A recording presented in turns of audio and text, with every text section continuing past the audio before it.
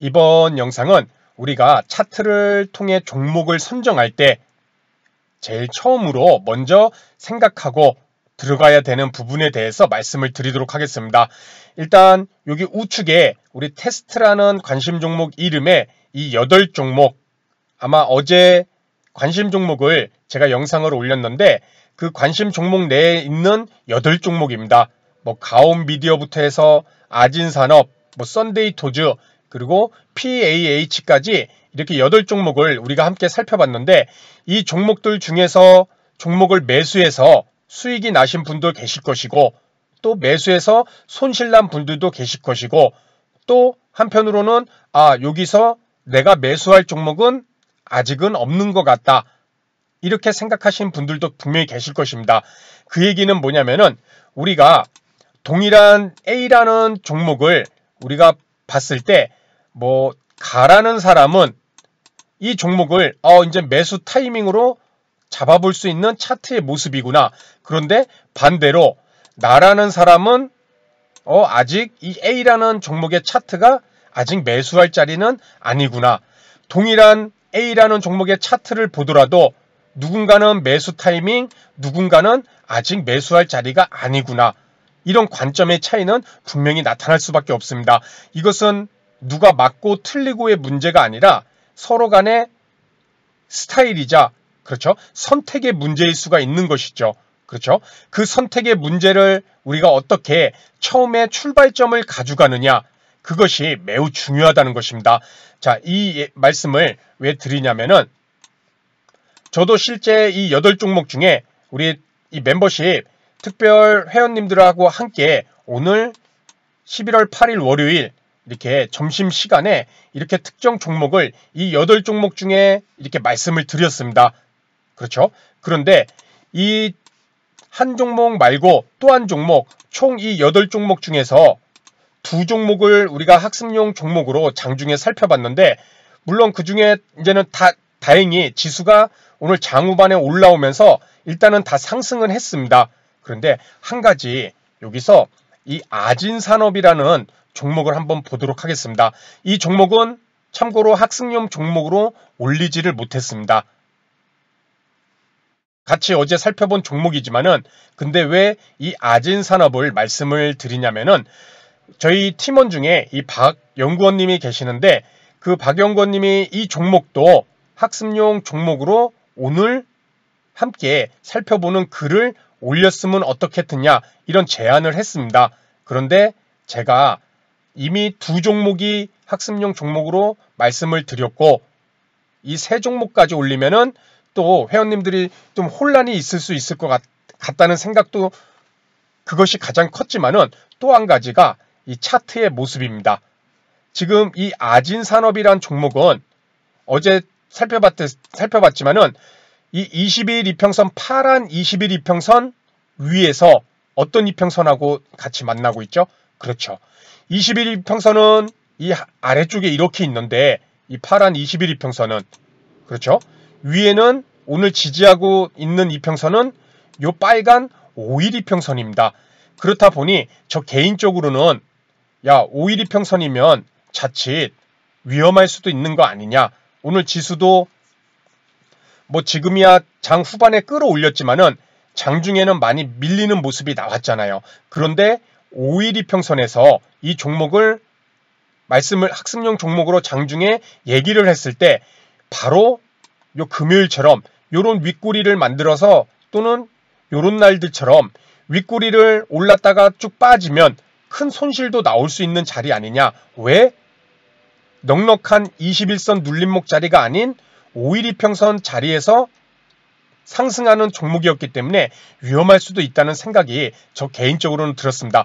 그런데 이 박연구원이 하는 얘기는 20일 이평선이 물론 안정하지만은 요 5일 이평선도 지지가 잘 나오고 그리고 3분 봉상 뭐 이렇게 급등하는 이런 자리에서 추격 매수를 하는 것이 아니라 요 점심시간쯤에 요 눌림목 구간대 요 눌림목 구간대에 이제는 말씀을 드리는 것이기 때문에 요것을 이탈했을 때는 이 저점을 이탈했을 때는 뭐 매도로 하면은 우리가 대응이 충분히 가능하다. 이 내용을 포함해서 말씀을 드리면 되지 않느냐, 이런 식으로 이제는 같이 얘기를 했습니다. 그런데 일단은 학습용 종목으로 말씀을 드리지는 않았습니다.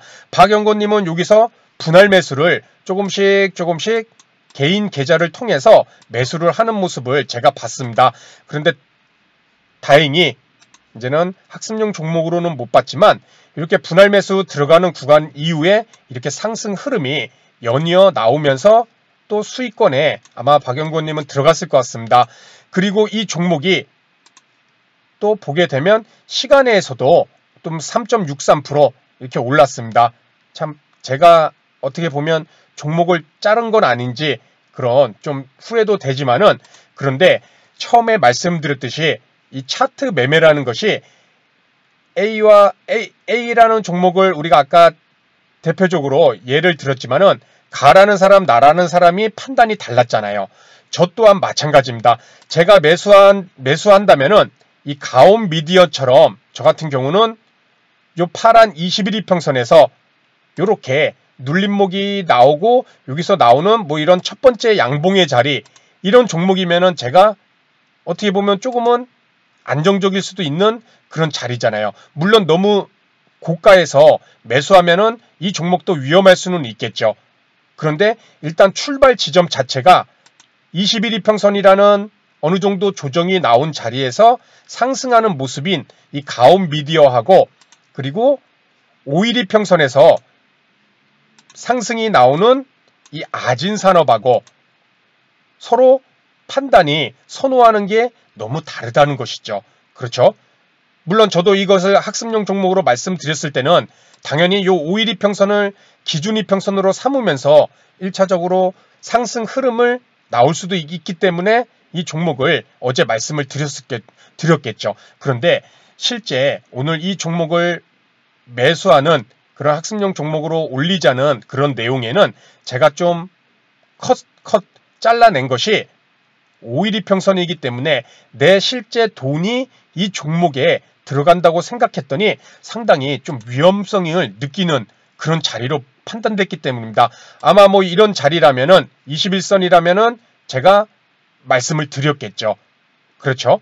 자, 여기서 제가 우리 방송을 보시는 우리 선생님들에게 이제 드리고 싶은 말씀은, 일단 내가 차트를 통해서 종목을 접근했을 때 진짜 좀 과감하게 이런 51 이평선에서 또 오르는 종목을 내가 선정할 수 있는 그런 기준을 갖고 갈 것인가, 아니면 철저히 저 같은 경우는 51 이평선에서 오르는 종목은 참 저 개인적으로는 무섭습니다. 워낙에 주식으로 인해서 과거에 좀 힘든 시간을 보내서인지는 몰라도 21 이평선이면 마음이 좀 편한데, 여기서 오르는 종목이면 마음이 편한데 51 이평선에서 오르는 종목은 예전에 이런 윗꼬리도 참 많이 맞아봤죠. 그래서 오늘도 이 종목을 51 이평선에서 오르는 종목을 야, 이 종목은 좀 보류를 하자, 제가 좀 그렇게 강하게 얘기를 했습니다. 물론 결과론적으로 제 판단이 좀 잘못됐죠.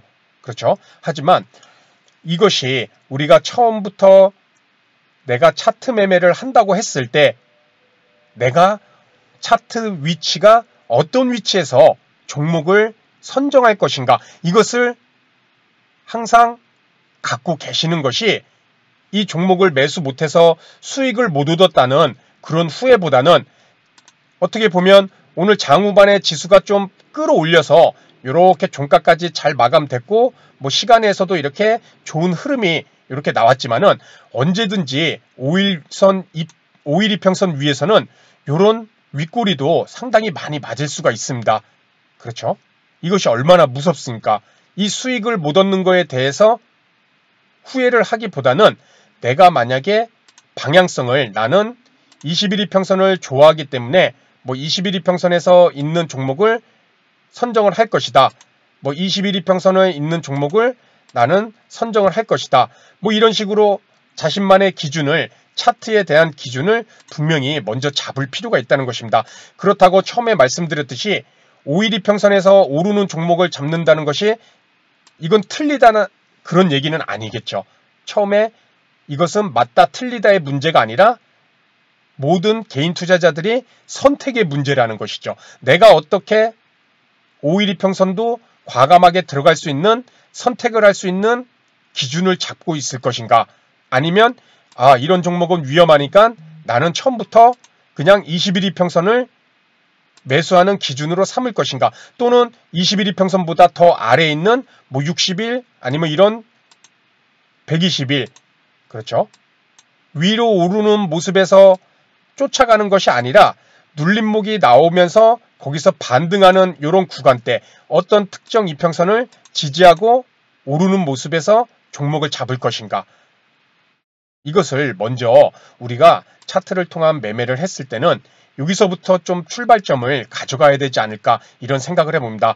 종목이 오른다고 해서 5일 이평선도 그냥 막 사고, 또 종목이 오른다고 해서 21이평선도 막 사고, 이런 것보다는 어떤 특정 기준을 먼저 잘 설정을 해두고 거기에 와 있는 종목만을 잘 관찰하면서 그러한 종목을 선택하는 것이 처음에 차트를 통한 매매를 했을 때 기준을 잡는데 매우 중요하지 않을까, 이런 생각을 해봅니다.